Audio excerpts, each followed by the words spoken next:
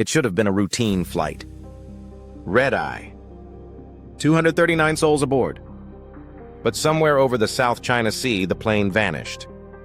No distress call. No wreckage. No explanation. And now, more than a decade later, we've decoded a passenger's final message. And it's not just tragic, it's terrifying. This is not a conspiracy theory. It's a real-world enigma that has exposed fatal gaps in our global tracking systems. This is the story of Malaysia Airlines flight MH370 and what may finally explain how an entire Boeing 777 disappeared without a trace. March 8, 2014, 12:41 a.m. Flight MH370 takes off from Kuala Lumpur. It's supposed to land in Beijing at 6:30 a.m. The captain radios air traffic control. His words are calm. "Good night, Malaysian 370. That was the last we ever heard from the cockpit. Minutes later, the aircraft's transponder goes dark.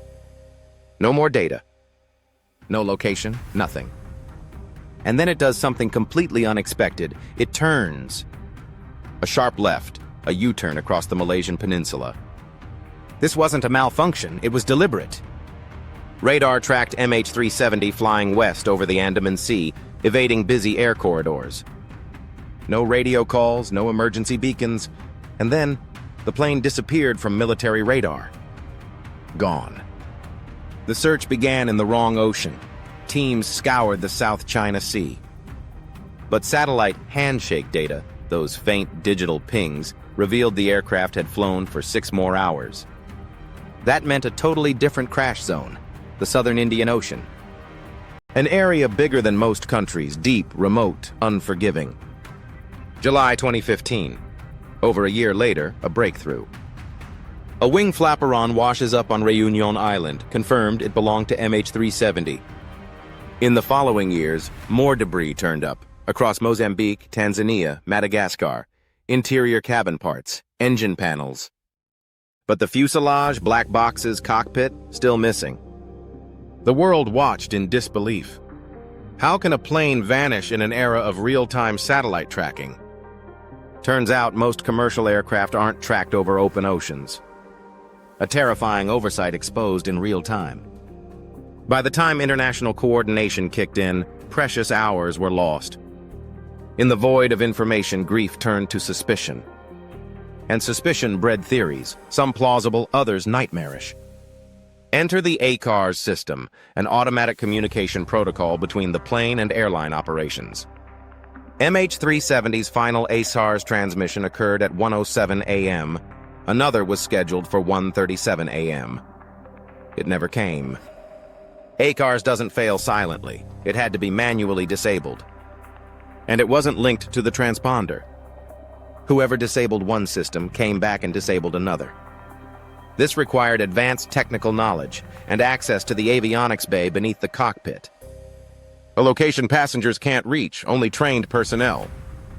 Then came the most chilling clue. At 2:25 a.m., the plane's satellite system came back online. It began sending automatic pings, known as handshakes, every hour. 7 in total. From those pings, investigators drew a curved arc over the Indian Ocean. The final digital heartbeat of a plane, still flying, still silent. But the most disturbing detail? The plane was under control. That's the only explanation that fits. The transponder shut off at the exact moment MH370 passed between Malaysian and Vietnamese airspace, known dead zone. It then flew a zigzagging path avoiding radar, skirting military zones without triggering alarms. It even avoided Thailand's air defense zone by inches. This wasn't luck, it was tactical. And here's what terrifies investigators the most. After being manually redirected, the plane flew for nearly 7 more hours.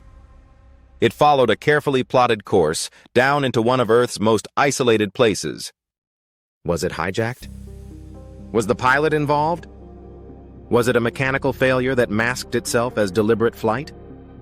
Enter Captain Zahari Ahmed Shah, a veteran pilot, respected, experienced.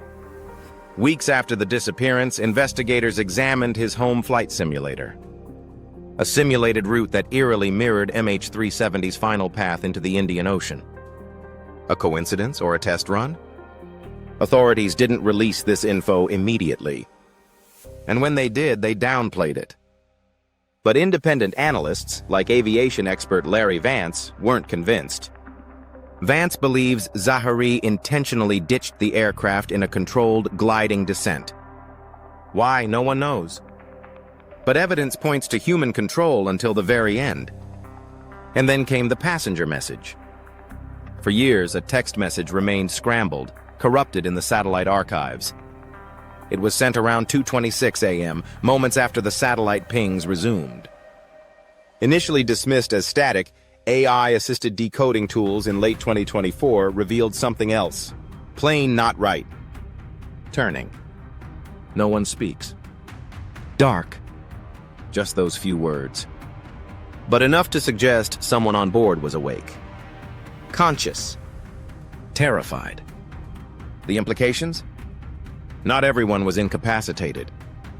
Some passengers may have witnessed the event unfold. But without full cockpit recordings, we may never know how many were aware, or for how long. In 2018, U.S. company Ocean Infinity launched a high-tech mission.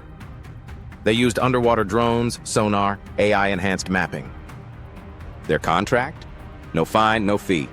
They searched 112,000 kilometers of seabed. Result? Nothing. But now, in 2025, they're returning. New technology. Sharper data. Better modeling of ocean currents based on known debris. And they're not alone. An independent researcher, Richard Godfrey, introduced something radical. WSPR data, Weak Signal Propagation Reporter. It tracks disruptions in global radio signals. According to Godfrey, MH370 interrupted over 500 WSPR paths, creating a new digital breadcrumb trail. His model shows the plane executing figure-8 patterns and holding loops, suggesting manual flight control far longer than assumed. Even more shocking? That flight path matches segments from Zahari's flight simulator. Critics say WSPR lacks resolution. Supporters say it's a revolutionary forensic tool. Regardless, it's added a new layer to the investigation. So what really happened? There are three dominant theories. Pilot suicide. Zahari flew the plane deliberately into the ocean, avoiding radar and surveillance. Hijacking. The plane was taken by someone on board with technical training, possibly to make a political statement or vanish without a trace. Covert interference. A shadow operation disrupted the flight, possibly to prevent sensitive cargo or passengers from reaching their destination. And then, there's the more speculative. Could MH370 have been shot down? Could it have been intercepted and covered up? Could its black boxes have been recovered quietly? There's no evidence for these claims. But the longer the silence, the louder the theories. What we do know is this. The plane flew 7 hours after contact was lost. Its communications systems were shut down manually. Its path avoided surveillance zones. Satellite pings confirmed flight until fuel exhaustion. A passenger's final message revealed chaos and silence.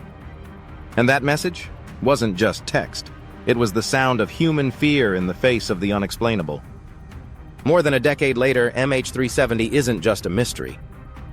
It's a global wound, a reminder that our modern systems are not infallible. That even now, with satellites watching every inch of Earth, a plane can still vanish. With lives, families, and stories left hanging in the air. But this story isn't over. The search continues. And with it, the hope that someone, somewhere, will finally bring the truth to light. If you found this video compelling, hit like, leave your theory in the comments, and subscribe for more investigations like this.